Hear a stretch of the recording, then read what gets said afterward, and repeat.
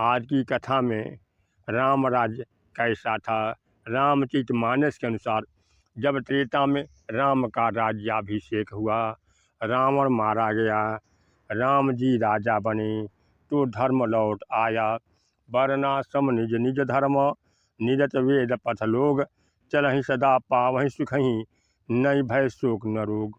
वर्ण साधना की श्रेणी जो मानव को उपलब्ध है, उसी के आश्रित व्यवहार करना मानव का निज धर्म है। उसकी पूर्ति के लिए प्रयत्न करना आश्रम कहलाता है। वर्ण और आश्रम के अनुसार राम राज्य में लोग अपने अपने धर्म में वेद के अनुसार आचरण करते थे। चारों वर्णों के लोग वेद के ज्ञाता थे, शुद्ध थे अवश्य, लेकिन वेद के ज्ञाता थे। यह बाहर की व्यवस्था काकभूषुंडी जी के कलयुग के दंभियों की देन थी, जो बढ़ते बढ़ते यहाँ तक आ गई और आगे भी जा सकती है। किंतु तुलसीदास के अनुसार राम राज्य में शुद्ध वेद समझने और तदनुसार रास्ता चलने वाले थे। अल्प मृत्यु नहीं कौनी पीड़ा, सब सुंदर सब विरुज शरीरा। नहीं दरिद्र को दुखी न दीना, नहीं को अबुध न लक्षणहीना। राम के राज्य में संपूर्ण समाज चार वर्णों में बटा था। उसके अनुसार चलना ही धर्म था, लेकिन दरिद्र को ही नहीं था, नहीं को अबुध, सब प्रबुद्ध थे। सबको शिक्षा प्राप्त करने का अधिकार था। सब गुणज्ञ पंडित सब ज्ञानी, सभी गुणों की खान पंडित और ज्ञानी थे। शुद्ध थे अवश्य, लेकिन थे पंडित। अब बताइए वर्ण क्या है। एक राजघाट था, गोस्वामी जी कहते हैं, राजघाट सब विधि सुंदर वर, मज्जहि तहाँ बरन चारि नर। चारों वर्णों के लिए एक साथ राजघाट पर अवगाहन करते थे। राम जी वहीं नहाते थे, वशिष्ठ जी वहीं स्नान करते थे। सभी लोग एक ही जगह पर स्नान करते थे। यह नहीं कि भेदवादी दृष्टिकोण था। वर्ण साधना के सोपान है। वर्ण कहते हैं चयन को। एक योग साधना के 4 सोपान है। जिस घट में राम का राज्य है, उन महापुरुष के संरक्षण में जो भी साधक चलता है, वह सब राम राज्य के निवासी हैं। उनमें से जब इष्टदेव राम हृदय से जागृत होते हैं, जिस दिन से वह भजन में लग जाता है, उसी दिन से वर्ण की शुरुआत होती है। यहीं से धर्म शुरू होता है। वर्णाश्रम निज निज धर्म, अपना अपना धर्म। जिसे जो श्रेणी उपलब्ध है, वहीं से वह साधना करता है। निरत वेद पथ लोग, वे निरत अर्थात अनासक्त रह कर चलते थे। वेद अपौरुषीय है। वेद कोई पुस्तक नहीं है। वेद परमात्मा के श्रीमुख की वाणी है। तब भी यह ऐसा ही था, आज भी है और भविष्य में भी रहेगा। यह ही साधक भजन में प्रयुक्त होता है। अपौरुषीय परमात्मा उसके भीतर बोलने लगता है, वह वाणी उतरने लगती है। उस वाणी को समझकर भली प्रकार अध्ययन करके उनके अनुसार राम राज्य के निवासी आचरण करते हैं। ऐसा नहीं कि सुबह शाम आँख मूंद लिया और भजन हो गया। भजन करने वाले को कभी हंसी आती ही नहीं। उसकी स्थिति तो गदगद गिरा नयन बह नीरा की होती है।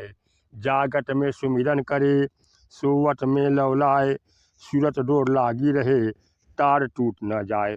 राम राज्य का निवासी चलहि सदा, अहर्निश साधन में लगा रहता है। पावहि सुख, वह सुख प्राप्त करता है। सुख है क्या? नई भय शोक न रोग, जहाँ भय न हो, शोक न हो, प्रियजनों का वियोग न हो। भय काल का होता है।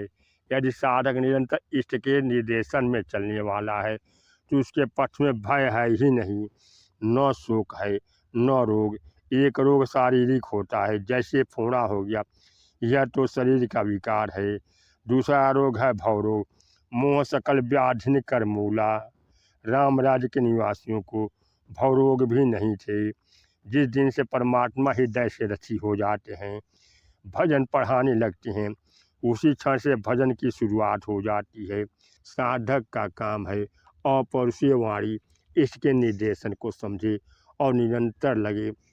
इस भगवत पथ में बीज का नाश नहीं है, आरंभ का उन्मूलन नहीं है। एक बार साधना जागृत हो गई तो बीच में कहीं कोई रुकावट है ही नहीं। इसलिए राम राज्य में अल्प मृत्यु नहीं कौनी पीड़ा, संसार में अल्प मृत्यु का अर्थ है अल्पायु में मरना। जैसे कभी कभी बच्चे काल कवलित हो जाते हैं, किंतु राम के राज्य में ऐसा नहीं होता। जहाँ साधना जागृत हुई, अंकुर फूट गया, जो पत्ती दिखाई दे गई, तो माया में ऐसी कोई शक्ति नहीं कि उसे कुचल दे। वह वृक्ष होगा, फलेगा, यदि आपने श्वास के रहते रहते ईश्वर के पथ में 2 कदम रख दिया। अगले जन्म में तीसरा कदम ही रखेंगे और 2-4 जन्मों के अंतर से आप अपने को वहीं पाएंगे जो भगवान राम का स्वरूप परम धाम है। अतः अल्प मृत्यु नहीं, भजन जागृत हो गया तो अल्प मृत्यु है ही नहीं। वह तो लक्ष्य को दिलाकर स्वरूपुष्ट करके ही दम लेगा। नहीं कौनी पीड़ा, भगवान की अपरुषीय वाणी को सुनकर निरंतर चलने वाले को कोई पीड़ा नहीं होती। पीड़ा तो तब है जब भजन में किसी प्रकार मन नहीं लगेगा। पीड़ा तो तब है जब हम भजन छोड़कर बाहर झांकेंगे। मन एक ऐसा यंत्र है कि कभी छुट्टी लेता ही नहीं। कदाचित आपने इसे भजन से छुट्टी दे दी, यह माया में कार्य करेगा और ऐसा कुछ गढ़ कर रख देगा जो आपकी पीड़ा का कारण होगा। पीड़ा हमें तब मिलती है जब हम भजन में लापरवाह होते हैं, किंतु इसकी आज्ञा पर निरंतर चलने वाले पथी के लिए अल्प मृत्यु नहीं कौनी पीड़ा, कोई पीड़ा नहीं रहती। सब सुंदर सब विरज शरीरा, राम के राज्य में सब सुंदर थी। कान्हा कुब्रा त्रिभंग कोई नहीं था। वृद्ध युवक बच्चे सब एक जैसे सुंदर थे। चिंतन की नियत विधि से आप ज्यों ज्यों आगे बढ़ेंगे, ईश्वरी आभा आप में उतरती आएगी।